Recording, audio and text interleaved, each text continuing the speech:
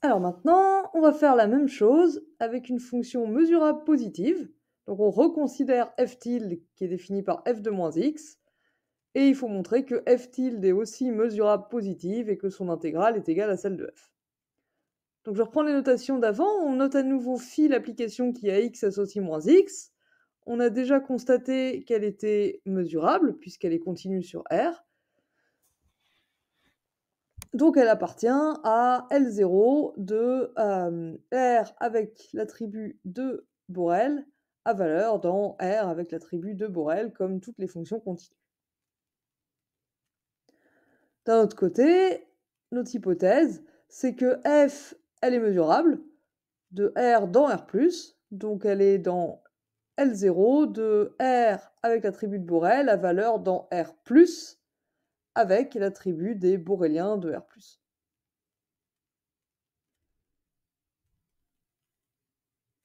Mais du coup, f tilde, qui est égal à f rond phi, du coup, elle va par composition de R dans R+, et c'est une composée de deux fonctions mesurables, donc elle est elle-même mesurable.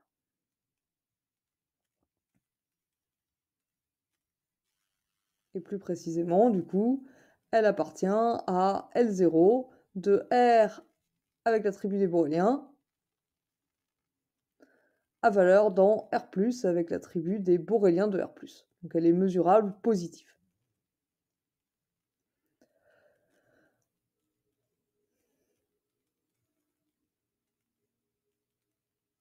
Ok. Donc il ne nous reste plus qu'à montrer que les intégrales sont égales. Et pour ça, on va faire appel à la définition de l'intégrale. Donc par définition, l'intégrale sur R de f par rapport à la mesure lambda, voilà, c'est ça, c'est le sup de l'ensemble des intégrales de h par rapport à la mesure lambda, où h, c'est une fonction étagée comprise entre 0 et f. Et de même, du coup, f tilde, son intégrale par rapport à la mesure lambda existe, puisque c'est une fonction mesurable positive, et elle est égale au sup des intégrales de, mettons, psi par rapport à la mesure lambda, où psi est étagée et comprise entre 0 et f tilde. Donc là, on a juste écrit deux fois la définition. Alors, qu'est-ce qu'on peut dire maintenant? Bah, si je prends une fonction étagée comprise entre donc positive et plus petite que f, donc telle que pour tout x, h de x c'est compris entre 0 et f de x, bah du coup, pour tout x, h de moins x c'est compris entre 0 et f de moins x.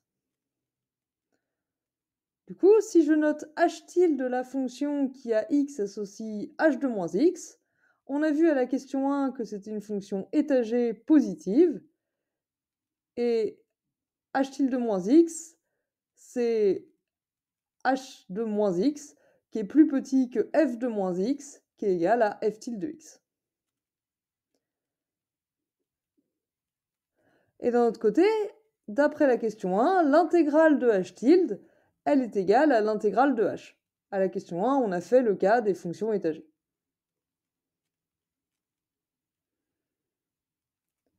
Mais d'un autre côté, l'intégrale de h tilde, puisque h tilde c'est une fonction étagée positive plus petite que f tilde, bah c'est plus petit que le sup de toutes les intégrales de ces fonctions-là.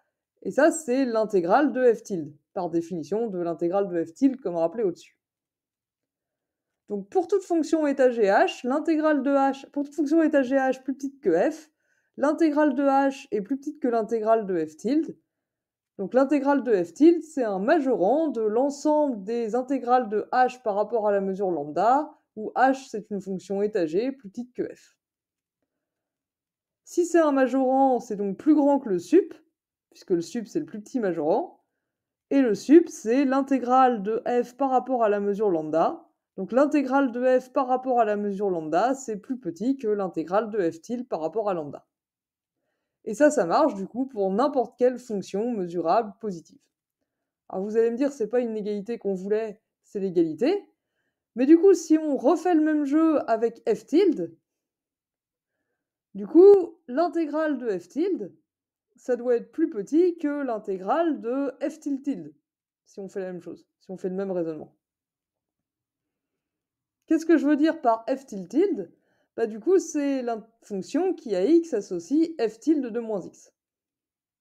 Maintenant, f tilde de moins x, c'est f de moins x, par définition de f tilde, donc c'est f de x.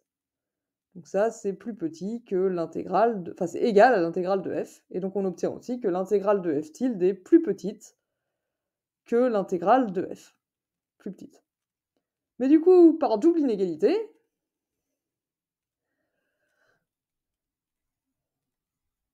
avec ces deux machins-là, on en déduit en fait que l'intégrale de f, elle est égale à l'intégrale de f tilde, comme on espérait.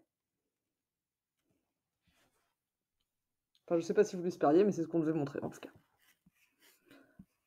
Et c'est ce qu'on a obtenu.